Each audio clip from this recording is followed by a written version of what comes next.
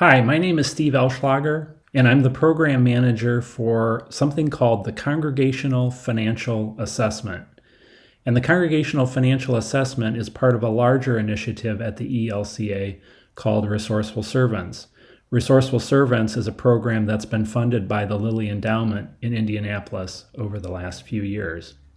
So I was hoping to show you a little bit about the Congregational Financial Assessment and maybe help you to see how it could be useful, of value to your congregation or a congregation that you're associated with.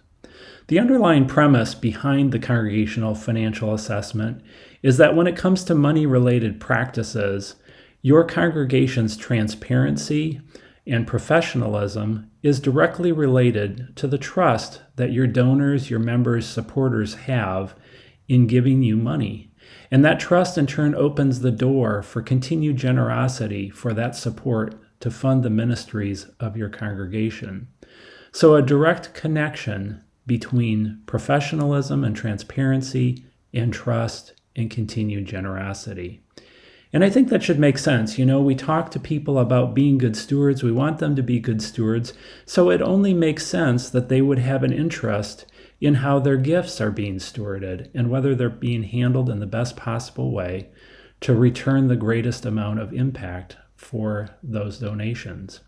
And that's what the Congregational Financial Assessment is all about. What we've done is we've assembled 21 different best practices that congregations can use in 5 different areas. Those areas are accounting, finance, human resources, risk management, and stewardship. And we've taken those practices and we've built a tracking tool where congregations can self-assess how they're doing. They can see the progress that they're making over time. They can look at some resources and say, we want to learn more about these areas. You can also use on the website a discussion forum tool where you can ask questions of others or answer others' questions so that we can learn from each other. And all of this is assembled in a website that you can use for free. So that's what I want to show you, how this all works and how you can access it. To get started, we're going to go to the Resourceful Servants website, and you can do that by typing in resourcefulservants.org, resourcefulservants.org into your web browser. And this is the home page for Resourceful Servants. And to get to the Congregational Financial Assessment, we're going to hit the link in the menu for congregations. And when we do that, we get to the overview page for the Congregational Financial Assessment, and we have some explanation about the program and then these 5 areas, 5 categories of best practices that we cover as part of the website. You'll see those 5 areas as well under the Congregations menu, and as well as you roll over one of those categories, you'll see each of the individual best practices that we're highlighting. So I'll go to the first one here, accounting system, just so you can see what this looks like. Each one of the best practices looks kind of like this. There's a little bit of overview text. We identify a few resources, not too many, but things that we think are a good place to start. In this particular case, under accounting systems, we have a document that is put together by the ELCA called the Congregational Treasurers and Bookkeepers Financial and Accounting Guide.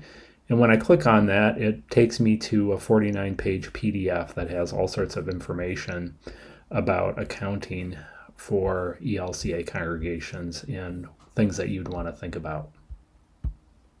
Going back to the website, as I scroll down a little bit more, there is another resource. In this particular case, it's not one that we provide to you for free, but it is a reference to a guide that you can purchase from a company called Church Law and Tax.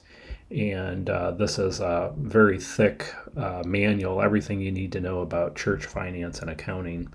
And so it's another resource that we've identified.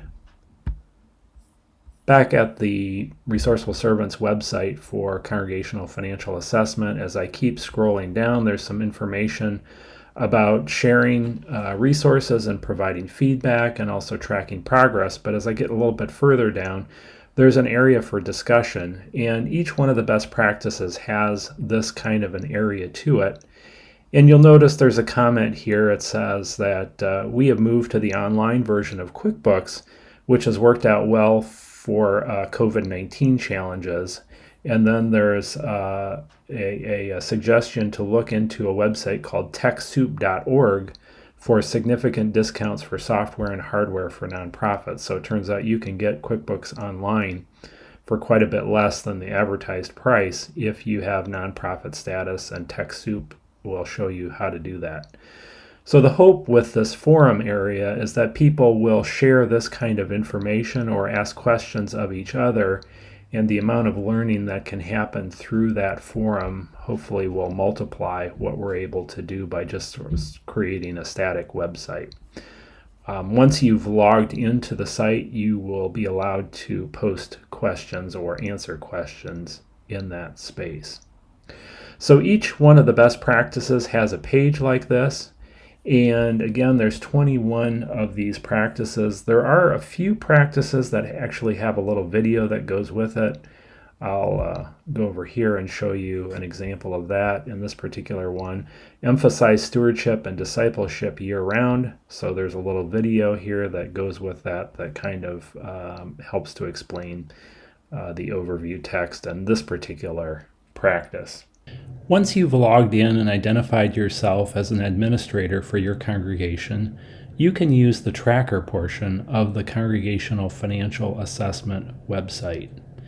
The way it's organized is related to the 5 major categories that are composed of the 21 practices that we talked about earlier.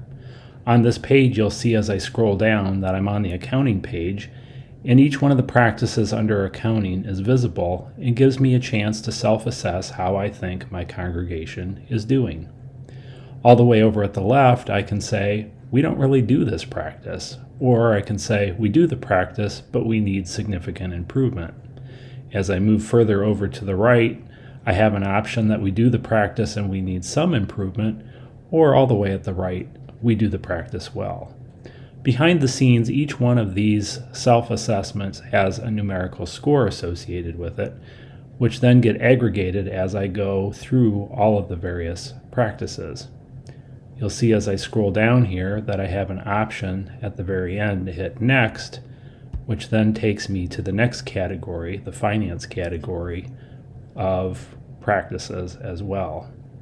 I do all of this until I get to the very end, and I have an option at that point to go to the dashboard where I can see the results of the scores that I've provided.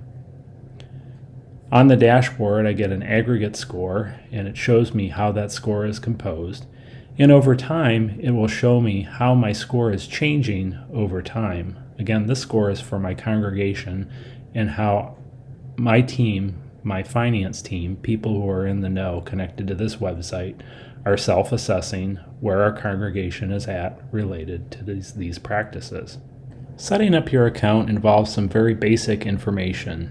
We need to know your email address, your first and last name, and we also need you to be able to identify your congregation out of a pick list, and you can search for that using the name, the city, or the ID of your congregation. For example, St. Timothy Madison or St. Timothy Madison 12345 if that were the congregational ID. We'll also need you to enter the congregational PIN, and this is a password from your congregation's recent ELCA parochial or annual report. And we need that just to confirm that you are an administrator for your congregation. Typically your pastor or your main person in your office would know this information. So that's a quick overview of the Congregational Financial Assessment. Our hope is that congregations like yours can check out the website, can go through the resources, can use the tracker tool, can ask questions on the forum. And by having this intentionality of looking at these best practices, hopefully congregations can grow in their professionalism, in their competency, and in their transparency around these 21 important money-related best practices. If you have any questions, please feel free to reach out to me using the email address resourceful.servants@elca.org. resourceful.servants@elca.org. Thank you so much.